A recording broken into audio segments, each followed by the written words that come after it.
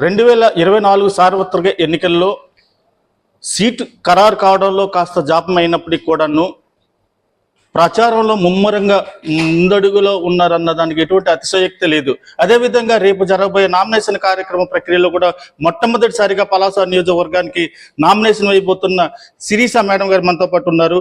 ఆవిడని అడిగి ఇంకా మరికొన్ని విశేషాలు అయితే అడిగి తెలుసుకునే ప్రయత్నం చేద్దాం. చెప్పండి మేడం, ఈరోజు మీకు సీట్ రావడంలో కాస్త జాప్యం అయినప్పుడు కూడాను ప్రచారంలో ముందు భాగంగా మీరే ఉన్నారు.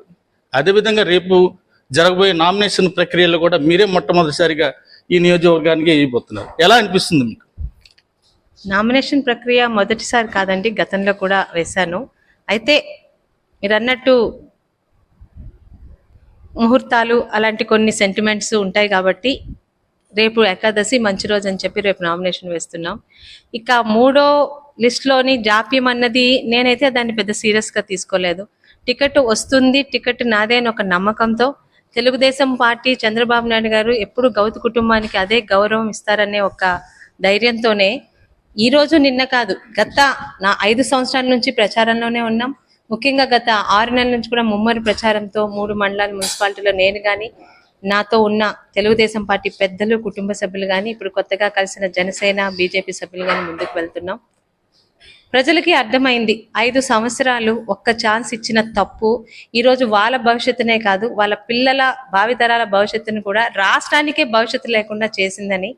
అందులో ఈరోజు ఒక అనుభవం, ఆచరణ తెలిసిన చంద్రబాబు నాయుడు గారు, ఆశయం, ఆలోచన ఉన్న పవన్ కళ్యాణ్ గారు, అధికారంతో 10 సంవత్సరాలుగా భారతదేశాన్ని ముందుకు తీసుకెళ్తూ ఈరోజు చరిత్ర సృష్టించడానికి 3వసారి కూడా విజయపదంలోకి అడుగుపెట్టుకుంటున్న మోడీ గారు కలిసి ఆంధ్ర రాష్ట్రంలోని జగన్ గారి అరాచకాన్ని 5 సంవత్సరాలుగా ఏ పార్టీ కూడా గెలిచినంత వరకే పార్టీకి సిద్ధాంతాలు, మీదొక మాట మాదొక మాట, గెలిచాక రాష్ట్రంలో ఉన్న ప్రజలందరూ రాష్ట్రం మాది, మా తరంలో మేము రాష్ట్రానికి డెవలప్ చేశామని ఒక పట్టుదలతో పనిచేసిన వివిధ పార్టీల ముఖ్యమంత్రులనే ఇప్పటి వరకు చూసాం. కానీ ఇంక్లూడింగ్ రాజశేఖర్ రెడ్డి గారితో పాటు ఈరోజు ఆరోగ్యశ్రీ కానీ, రైతులకు ఉచిత విద్యుత్ కానీ ఆయన మానస పుత్రికలే.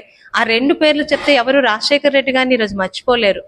అలాగే కానీ మొదటిసారి జగన్మోహన్ రెడ్డి అనే వ్యక్తి రూపంలో రాష్ట్రానికి ఒక చీడ పీడ, ముఖ్యమంత్రి అంటే ఇంత అధ్వానంగా కూడా ఉంటారా, ఒక్క ఛాన్స్ ఇచ్చిన పాపానికి 20 సంవత్సరాలు రాష్ట్రాన్ని అధోగతి పాలు చేసిన జగన్మోహన్ రెడ్డిని ఈరోజు మళ్ళీ శ్రీకృష్ణ జన్మస్థానానికి పంపించడానికి ప్రజలు రెడీగా ఉన్నారు. అయితే పార్టీలో ఒక్కలో ఇద్దరు అలా ఉండే వాళ్ళని చూసాం. ఈరోజు మరి ఎన్నుకుంటే అలాంటి వాళ్ళు వచ్చారో, లేకపోతే అలాంటి వాళ్ళనే జగన్మోహన్ రెడ్డి గారు వైసీపీ పార్టీలో తీసుకుంటారా కానీ ప్రతి ఒక్కరు భలే నమూనాలు. 151 మంది ఎమ్మెల్యేలు కానీ, ఎంతోమంది ఉన్న ఎంపీలు కానీ, ఎన్నికబడిన ఎమ్మెల్సీలు కానీ ప్రతి ఒక్కరు కూడా రాజకీయాలను ఎలా తయారు చేశారంటే తిట్టాలి, తిట్టించుకోవాలన్న తప్పితే 5 సంవత్సరాల్లో రాష్ట్రంలో అభివృద్ధి, సంక్షేమం గురించి మాట్లాడిన వాళ్ళు ఎవరైనా ఉన్నారండి? అయితే ప్రతిపక్షాలని తిట్టండి, లేదా ప్రతిపక్షాలతో తిట్టించుకోండి, అంతకు తప్పితే మీరు నన్ను కలవద్దు, అభివృద్ధి సంక్షేమం అనేది మర్చిపోండి అని హామీలు అంటున్నారు. ఏ హామీలు అండి? ఈరోజు 3,000 రూపాయలు పెన్షన్ అబద్ధం, అవునా కాదా? గత జనవరి నుంచి 3,000 ఇస్తున్న జగన్మోహన్ రెడ్డికి 5 సంవత్సరాలు 3,000 పెన్షన్ ఇచ్చానని చెప్పే దమ్ము ధైర్యం ఉందా ఆయనకు కానీ, ఆయన మంత్రులకు కానీ, ఆయన టీంకి కానీ? అలాగే సిపిఎస్ రద్దు మోసం, నిరుద్యోగులకి మోసం చేశారు. డిఎస్సి లేదు కదా, కనీసం వాళ్ళ నిరుద్యోగ వృత్తి తీసేశారు. 5 రూపాయలు అన్నా క్యాంటీన్లు తీశారు. ప్రతి ఒక్క సంక్షేమ పథకాలు ఈయన వచ్చేంత వరకు అమలు జరుపుతున్నవి పేదలకి దగ్గరగా ఉన్నవి అన్ని తీసేసి పిచ్చి పన్నులతోనూ, చెత్త పన్నులతోనూ, విద్యుత్ ఛార్జీల పెంపుతోనూ రాష్ట్రంలో భయకంపితులు చేస్తూ మాట్లాడితే ప్రశ్నించేవారి ప్రతిపక్షాల మీద తప్పుడు కేసులు. మొదటిసారి జగన్మోహన్ రెడ్డితో పాటు ఈరోజు రాష్ట్రంలో ఉన్న అడ్మినిస్ట్రేటివ్ సర్వీసెస్, ఐఏఎస్, ఐపీఎస్ అధికారులు కూడా ఏమైందో అర్థం కావట్లేదు. అంటే వాళ్ళకి ధీమానా? ఈరోజు వాళ్ళు చేసిన తప్పులు రేపు భవిష్యత్తులో వాళ్ళకి చుట్టుకోవా, వాళ్ళ పదవులు పోవా? అయినా కూడా బరి తెగించి ఈరోజు సెంట్రల్ ఎలక్షన్ కమిషన్ ఇచ్చిన నియమాలను కూడా తుంగలో తొక్కుతుంటే కూడా పట్టించుకొని వాళ్ళని ఈరోజు ప్రజలే, ఈరోజు ఆయుధం అనే ఓటనే ఆయుధం ప్రజల చేతుల్లో ఉంది. ప్రజాస్వామ్యం అని చిన్నప్పటి నుంచి పుస్తకాల్లో చదువుకున్నాము, అనుభవించాము ఈ రోజు వరకు. కానీ భవిష్యత్ తరాల వారికి ఆ డెమోక్రసీ అనేది అందుబాటులో రావాలంటే ఈ రోజు మనం ఆలోచించి జగన్మోహన్ రెడ్డిని ఓడిస్తే తప్పితే ఆంధ్ర రాష్ట్రానికి మాత్రం రేపు సంక్షేమం రాదు. జగన్మోహన్ రెడ్డి అనే వ్యక్తి నిజంగా చరిత్రలో నిలిచిపోతాడు. అత్యంత ప్రభావిత స్వాలు అంటే ఒక రాష్ట్రాన్ని అతలాకుతలం చేసి నాశనం చేసి ఒక గోల్డెన్ ఆపర్చునిటీ 151 సీట్లు ఇచ్చినప్పుడు నేను కూడా భయపడ్డాను. ఒక యువకుడు చంద్రబాబు నాయుడు గారి కన్నా వయసులో చిన్నవాడు, ఈయన మంచి పనులు చేస్తే ప్రజలు చంద్రబాబు నాయుడు గారిని మర్చిపోతారా తెలుగుదేశం పార్టీ పరిస్థితి అంటని. కానీ ప్రతిరోజు జగన్మోహన్ రెడ్డి గెలిచిన రోజు నుంచి ప్రతిరోజు చంద్రబాబు నాయుడు గారిని ఓడించి తప్పు చేశామని రాష్ట్ర ప్రజల్లో ప్రతిరోజు ఆలోచన కలిగిస్తూ 5 సంవత్సరాల అరాచ పాలనకి ఈ రోజు ఎండింగ్ లో వచ్చారు. ఖచ్చితంగా ప్రజాస్వామ్యబద్ధంగా ఎన్నికలు జరుగుతాయని నమ్మకం ఉంది.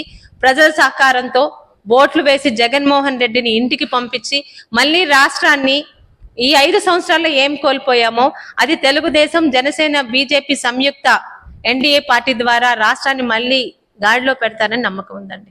2019లో మీరు ఓటమి చవి చూసిన తర్వాత అప్పటి నుంచి 2024 వరకు కూడాను నిరంతరం ప్రజల్లో 24 గంటలు సేవ అందించడానికి ఎటువంటి స్ఫూర్తితో మీరు ఆ సేవను అందించగలిగారండి?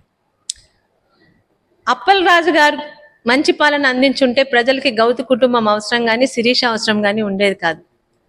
పలాస లాంటి ప్రశాంతమైన ఊరిని, తెల్ల బంగారం అని చెప్పుకునే పలాసాని, ఒక ఆర్థిక రాజధానిగా శ్రీకాకుళం జిల్లాకి గుండెకాయగా ఉన్న పలాసాని గత 5 సంవత్సరాలుగా ఒక రెడ్ జోన్ లోకి తీసుకుని వచ్చి ఇక్కడున్న వ్యాపారస్తుల మీద, ప్రజల మీద, ప్రతిపక్షాల మీద దాడులతో నిరంతరం ఈరోజు ఈ 5 సంవత్సరాలు పోరాటం చేయని కాన్స్టిట్యున్సీలు కూడా ఉన్నాయి. కానీ పలాసలో నాకు నిత్యం పోరాటాలు ఎందుకు చేయవలసి వచ్చిందంటే అప్పల్ రాజు గారి వల్లే. ఒక సామాన్య కార్యకర్త ఇంటి మీద అర్ధరాత్రుల్ని జేసీబీలు తీసి పగలు కొట్టించే అంత అరాచకం ఈ రాష్ట్రంలోని, ఈ జిల్లాలో ఎక్కడైనా ఇతర వైసీపీ నాయకులు చేస్తున్నారా? ఈరోజు నాయకులకి చదువు ఉన్నా లేకపోయినా కనీసం విలువలు, జ్ఞానంతో రావాలంటే రాజకీయాల్లో ఉండాలంటే ఒక హుందాతనం ఉండాలి. ఈరోజు ధర్మాన కుటుంబం కానీ ఇతర వైసీపీ నాయకులు చాలా మంది ఉన్నారు. తమ్మినేని సీతారాం గారు కానీ, గొర్రె కిరణ్ కుమార్ గారు కానీ చాలా మంది ఉన్నారు, కళావతి గారు కానీ. ప్రతి ఒక్కరు కూడా ఒక హుందాతో ఉన్నారు కాబట్టి గతంలో వాళ్ళు ఓడినా అదే మర్యాద పొందారు ప్రజల్లో. ఈరోజు గౌతు కుటుంబం కానీ నేను మొదటిసారి ఓటమి చెందాను, కానీ ప్రజల్లో ఈరోజు ధైర్యంగా ఒక్క ఆడపిల్లని తిరుగుతున్నాను. ఎందుకు? ఎవరికి ఇబ్బంది పెట్టలేదు, ఎప్పుడు గౌరవం కోల్పోలేదు. ప్రతిపక్షాల మీద, వాళ్ళ కుటుంబాల మీద, ముఖ్యంగా వాళ్ళ ఇళ్లలో ఉన్న కుటుంబ సభ్యుల మీద ఏ రోజు మేము తప్పుడు ప్రచారాలు చేయలేదు. ఈరోజు అప్పల్ రాజు గారికి ఆ ధైర్యం ఉందా? రేపు ఉదయం అప్పల్ రాజు గారు ఓటమి తర్వాత పలాసలో కాదు కదా, జిల్లాలో కాదు కదా, రాష్ట్రంలో ఉండే ధైర్యం ఉందా? ఈ 5 సంవత్సరాలు ఆయన చేసిన పాపాలు, తప్పులు ఆయన చుట్టుకుంటాయి. నేను కూడా నన్ను నమ్మి తెలుగుదేశం పార్టీ ఏం పుణ్యం చేసుకుందో గాని, పార్టీ ఓడిపోయిన తర్వాత ఏ ఒక్క కార్యకర్త గాని, ఒక్క నాయకుడు గాని, నన్ను గాని, పార్టీని గాని వదిలిపెట్టలేదండి. ఒక ఆడపిల్ల అయినా ఓటమి చెందిన మా శిరీషమ్మ మీదే మాకు నమ్మకం ఉంది. మా శిరీషమ్మని ఈరోజు ఒక మామూలు శిరీషని సిక్కోలు శివంగగా చేసిన ఘనత నా పార్టీ కార్యకర్తలది, నాయకులదే. నా వెన్నంటే ఉన్నారు, నన్ను ముందు నడిపించారు. ఈ రోజు మా శిరీషమ్మ మా పలాసలో ఉంటే మా జోలికి ఏ పోలీసులు గాని, ఏ అప్పల్ రాజు గాని రాలేడు అన్న ధైర్యం వాళ్ళు నా మీద నాకు కలిగించారు. దాంతోనే ముందుకెళ్తున్నాను. ఇక పోరాటాలు అంటారా, అక్కడున్న స్థానిక నాయకుల వల్లే. అప్పల్ రాజు గాని, అప్పల్ రాజు వెనకాల ఉన్న ఆ నలుగురు అంటారా, 40 మంది దొంగలు అంటారా, ప్రతి ఒక్కరు. ఏం జరిగిందండి 40 సంవత్సరాల పలాస, ఈ 4 సంవత్సరాల పలాసలో గౌతు కుటుంబం ఏం చేసింది? 60 సంవత్సరాలు లేకపోతే ఎన్నిసార్లు అంటున్నారు. నేను చెప్తున్నాను 1985 సంవత్సరం నుంచి శివాజీ గారు చేసిన అభివృద్ధి నీ కళ్ళు కనిపించట్లేదా? నువ్వు ఒక మత్స్యకారు కుటుంబంలో పుట్టి, నువ్వు పుట్టినప్పుడు కూడా, నువ్వు పెరిగినప్పుడు కూడా ఇక్కడ అధికారంలోనే తెలుగుదేశమే. ఆ తెలుగుదేశం కట్టించిన రోడ్ల మీద తిరిగావు, ఆ తెలుగుదేశం కట్టించిన స్కూళ్లలో చదువుకున్నావు. నా తండ్రి మామూలు మత్స్యకారులు అని చెప్పారా? మీ మత్స్యకారులకు ఆ రోజు ఆ బెనిఫిట్స్, వాళ్ళు సముద్రం మీద వేటకెళ్ళడానికి అన్ని రకాల స్కీములు కల్పించి కూడా తెలుగుదేశమే. నువ్వు చదివిన బళ్ళు తెలుగుదేశమే. ఏ సింహాచలం స్కూల్లో చదువుకున్నావు అది తెలుగుదేశమే. ఆ తెలుగుదేశం నాయకుడి దగ్గర నుంచి స్కాలర్షిప్ తెచ్చుకున్నావు.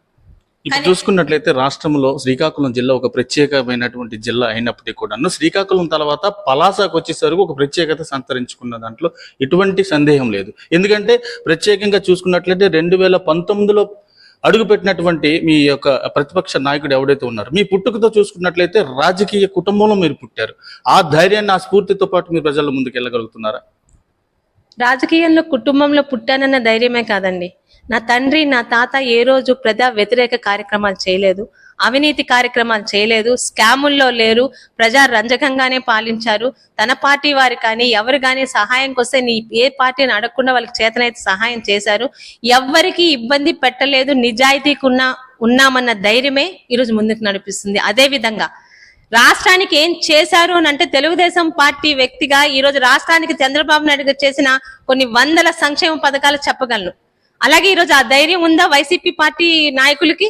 రేపు ఉదయం భయంకరంగా ఓటమి పాలవబోతున్న వైసీపీ నాయకులు ధైర్యంగా ఇదే ప్రజల మధ్య, పలాసలోనే కాదు రాష్ట్రంలోని అప్పల రాజులాగా తప్పుడు పనులు చేసిన వైసీపీ నాయకులు ఈ రాష్ట్రంలో ఉండే ధైర్యం ఉందా? ఎందుకు లేదు? మీ పార్టీ గాని మీరు గాని 5 సంవత్సరాల్లో చేసిన ప్రజా వ్యతిరేక కార్యక్రమాలు, ప్రజలకు ఇబ్బంది పెట్టే కార్యక్రమాలు మిమ్మల్ని భయపెడుతున్నాయి. ఈరోజు నాకు ఈ ప్రజల మధ్య తిరిగే ధైర్యం కల్పిస్తుంది ఒకటి నా పార్టీ అయితే, రెండోది నా కుటుంబం, నా తాత నా తండ్రి చేసిన నిజాయితీ, అవినీతి లేని పనులు నన్ను ధైర్యంగా నడిపిస్తున్నాయి.